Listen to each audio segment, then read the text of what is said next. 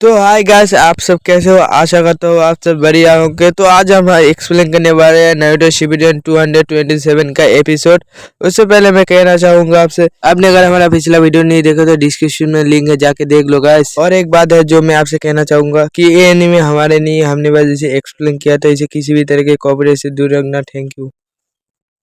तो एपिसोड की स्टार्टिंग में हमें दुबई से इस शिप को दिखाया जाता है और गाइसेंसे की हालत एकदम खराब थी। बहुत उल्टिया के ऊपर उल्टिया कर रहे थे गाइसेंसे। इधर नारुतो याबा के साथ कार्ड गेम खेल रहा था और नारुतो याबा से हार जाता है फिर से। ये देख के याबा जोर जोर से हंसने लगता है और ऊपर देखता है तो ऊपर काले बादल आ गए थे और लहरें भी काफी ज्यादा तेज चल रही थी इसके कारण, और बोट को संभालना भी काफी ज्यादा मुश्किल हो गया था इनके लिए। और उधर गाइसेंसे अपनी हालत की वजह से एक कोने में पड़े हुए थे। तभी ऊपर से एक बड़ा पंछी आता है और गायसेंसे इसे देख के काफी ज्यादा हैरान हो जाता है। तभी वो पंछी गायसेंसे को पकड़ लेता है और कहीं दूर लेके चला जाता है और किसी को भी कुछ समझ नहीं आ रहा था कि ये क्या हो रहा है। और थोड़ी देर बाद वहाँ पर एकदम मौसम साफ हो जाता है। फिर वो लोग एक सामने एक आइलैंड देखते हो, वहाँ पर जाके कैप्टन यामाटो वहाँ के लोगों से गायसेंसे के बारे में पूछ रहे होता है। तभी नारुतो कहता है क्या गायसेंसे यहाँ पर है? तभी याबा बोलते हैं वो पंछी इसी तरफ आया था, शायद गाय भी यहाँ पर है।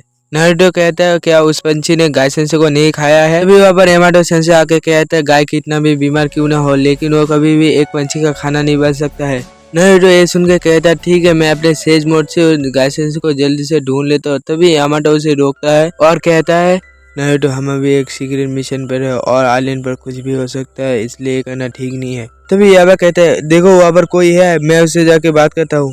एक एक वो चला जाता है उसके पीछे। कैप्टन यामाटो नारुतो दूसरी जगह चले जाते हैं गायसेंसे को ढूंढने के लिए। इधर याबा उस लड़के को रोक के कहता है तुम यहाँ पर क्या कर रहे हो? और वो लड़की पीछे मुड़ के देख के फिर से भाग जाती है। दूसरी तरफ वो कैप्टन यामाटो को ढूंढ रहे थे। तभी एक मकड़ी आके उन लोगों के ऊपर जाल फेंकता है, हालांकि वो लोग बच जाते हैं उससे। तभी कैप्टन यामाटो पेपर बम कुनाई उसके ऊपर फेंकता है, वहाँ पर जोरदार धमाका होता है और इसका फायदा उठा के नारुतो राशिंगन बना के उस मकड़ी के ऊपर मार देता है और वो मकड़ी वहाँ से नीचे गिरने लगता है। तभी यामाटो अपने बूट स्टाइल से उस मकड़ी का काम तमाम कर देता है। नारुतो वहाँ पर आके कहता है ये काफी बड़ा स्पाइडर था। तभी यामाटो कहता है शायद अभी भी और भी आ रहे हैं।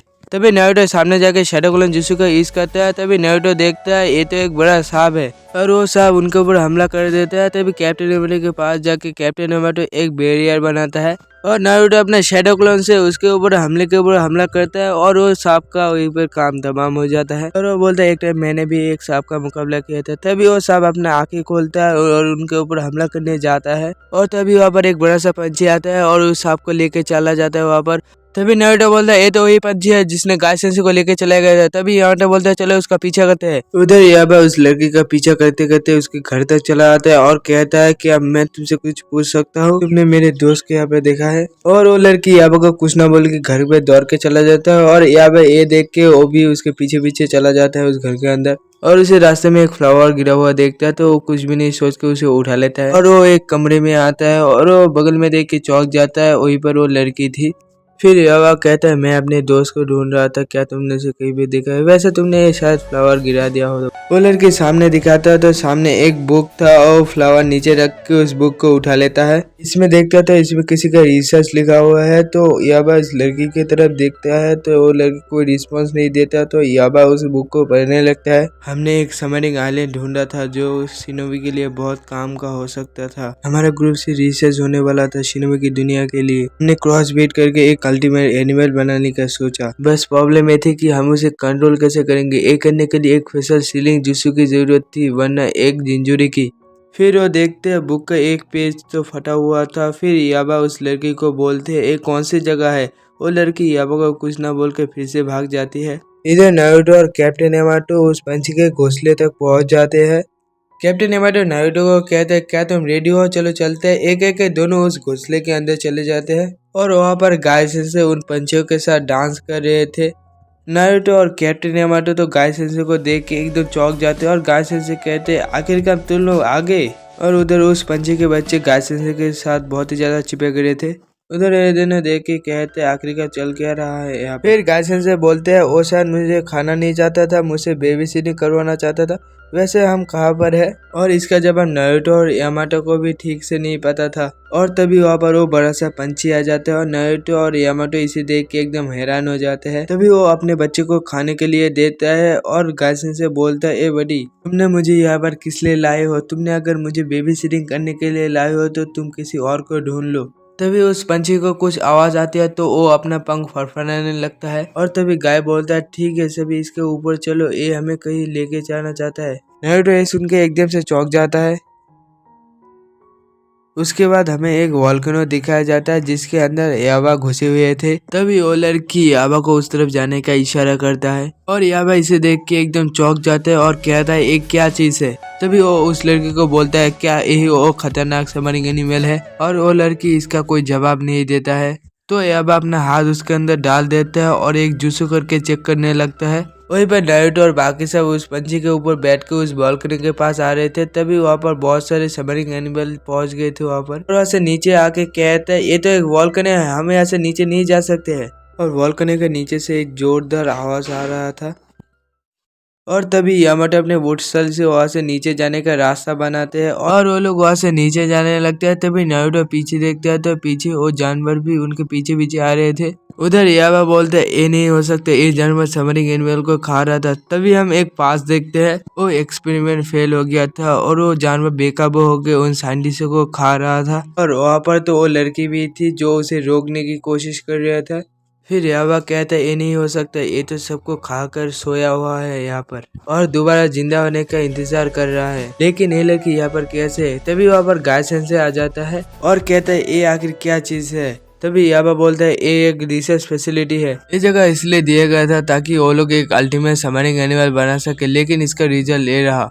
और तभी उस जानवर के अंदर से लाइट निकलने लगती है जिसके कारण वो मकड़ी और वो कैटरपिलर पीछे हट जाता है और ये जानवर धीरे धीरे बाहर निकलने लगता है और वो बेचारा स्पाइडर भाग रहा था और वो जानवर उसे भी खा लेता है और वो जानवर एकदम उसके जैसा ही बन गया था और वो जानवर उस कैटरपिलर को भी पकड़ के खा लेता है और उसे खाकर वो जानवर इनके ऊपर भी हमला कर देता है और अपने गायसन से तो सीधा चले जाते हैं उस जानवर के ऊपर हमला करने के लिए, लेकिन वो जानवर स्पाइडर छोड़ देता है और उसे पकड़ लेता है, उसे दूर फेंक देता है और गायसन से उसे निकल जाते हैं।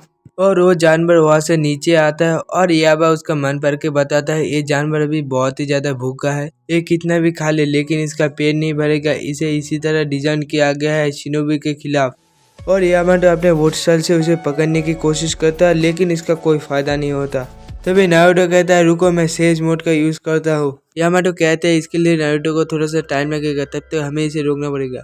ये सुन के गायसन से एडेनगेट गेट और एक्सप्लोसिंग ओपन कर देते हैं और सीधा चले जाते हैं उस जानवर के ऊपर हमला करने के लिए, लेकिन वो जानवर अपने आंखों से गैंजिसु कर देता है और गाय ऊपर से नीचे गिर रहा था। तभी यामाटो अपने वुडसल से उसे पकड़ लेता है और याबा वहाँ पर आके कहता है, गेंजुसु से बाहर निकलो नारुतो। तभी वो जानवर लाइटिंग स्टाइल से हमला करता है और वो लोग दूर जाके गिरते हैं। तभी नारुतो कहता है, एक आइडिया है, इस जानवर को लावा में गिरा देते हैं।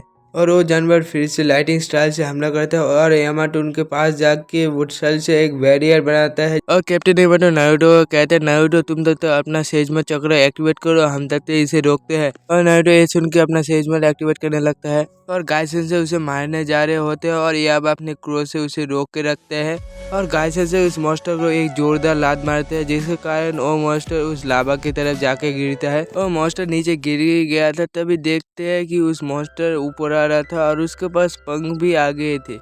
वो ऊपर जाने लगता है और वो पंछी भी उसके ऊपर हमला करता है और वो देखते हैं कि वहाँ पर बहुत सारे सबमरीन एनिमल भी एक एक करके गिरने लगते हैं। वो मतलब सभी एनिमल का बदला ले रहे थे और वो लड़की भी पीछे से आ जाती है और याबा कहते हैं, मुझे पता है वो तुम ही थी। तभी यामाटो उसे कहते हैं, उसे ये सब मत करने दो, तो वो उड़ने लगते हैं। एक्चुअली वो एक स्पिरिट थी और जाते जाते वो एक रस्सी में बदल जाते हैं और उस मॉन्स्टर को पकड़ लेता है और दोनों ही नीचे लावा में गिरने लगते हैं। और फिर याबा नारुतो को राशि शुरिकर बनाने को बोलता है और नारुतो राशि शुरिकर बना के उस मॉन्स्टर के ऊपर फेंक देता है और वो मॉन्स्टर दो टुकड़ों में बट के उस लावा में गिर जाता है। फिर हमें उस बोट को दोबारा से दिखाया जाता है कि उस आइलैंड से वो लोग जा रहे थे और याबा वो फूल देख रहे थे जो उसने दिया था उसे।